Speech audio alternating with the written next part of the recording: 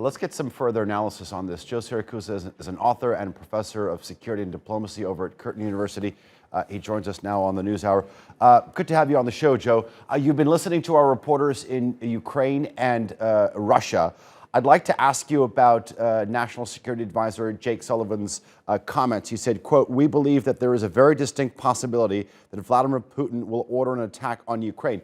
This is exactly the same type of rhetoric that Ukrainian President Vladimir Zelensky asked the U.S. to refrain from in terms of stoking fear. What is the U.S.'s primary goal here? Is it to protect Ukraine? Is it to stand up against Russia? Is it to protect NATO's eastern borders? Well, I think it's for America to stake its claim. 4 or 5 days ago, the White House spokesman said that America wasn't going to, White House wasn't going to say a threat from Russia was imminent. They said that was not appropriate language. And several days later, 72 hours later, we got Jake Sullivan saying on the morning show in America that the attack is about 70% perfected and it could happen at any moment. Well, this is true. I have a very different take on this. I think Putin has called America's bluff.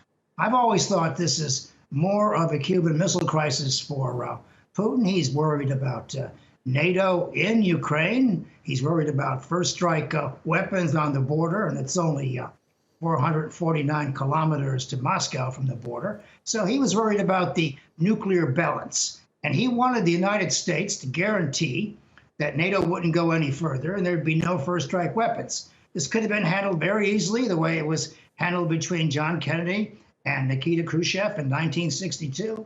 The Americans no longer threatened to invade Cuba if the Russians took out the missiles. That's the kind of deal he wants. I think Putin has sort of won this war. I mean, diplomacy is about leverage. It's about getting more than your position allows, but not less than your position requires. He's put this relentless pressure on the United States, and I think Joe Biden has blinked. It's quite clear to me that the United States is not going to fight Russia over Ukraine. It's quite clear to me that NATO is not going to fight for Ukraine. Ukraine is on its own, and it's quite clear to me that Putin has solidified his cooperation with the Chinese. So there's this entire front against, and NATO's not working. The Germans are ducking for cover. The French want their own deal. They've even talked about appeasing Putin. I think Putin has won this one. So no, what we have to do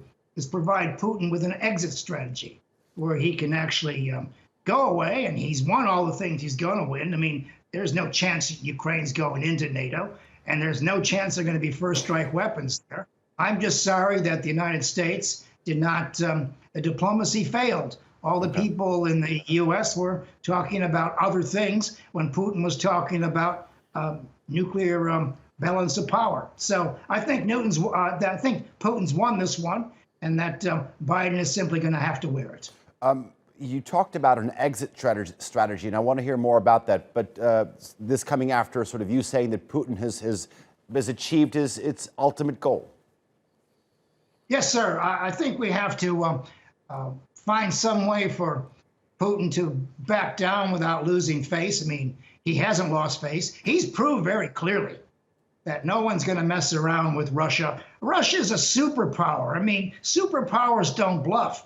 He's got 6,000 nuclear weapons, thousands of tactical nuclear weapons. He's not some tin horn dictator like Saddam Hussein. You can't push this guy around. And I don't think the United States is taking him seriously enough. So I think the French overture to Putin would be a very good idea. I understand Macron is going to be in Moscow if he's not there already, to provide him with assurances. Now, these are not going to be public assurances. These are going to be assurances, private assurances, that there will be no first strike weapons there and that Putin can get what he wants. Now, keep in mind, NATO only works when 30 nations all agree to one policy, and that's not going to happen.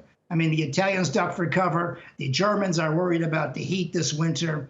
The French want a separate deal. They want their own autonomous approach to both Russia and to China. So Putin has got plenty to work with here. But I think a deal can be cut, and the United States will agree to it beneath the surface. The problem here is, Ellicott, is that the United States has pursued this as a human rights policy. This has got nothing to do with human rights. It has to do with the balance of power, and much of the problem there in that neck of the woods is of the West's own making. As I pointed out on this show about a month ago, if the Russians were at the Niagara Falls across from the United States or across the Rio Grande with 60 battalions, there'd be war in the morning. I mean, I think it's quite clear what's going on here, and I think Putin has proved his point. Putin's a very good poker player, and I think he called Joe Biden's bluff in that Biden's diplomacy and the State Department really wasn't up to the task. All right.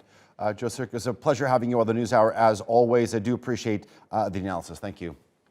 Thank you, sir.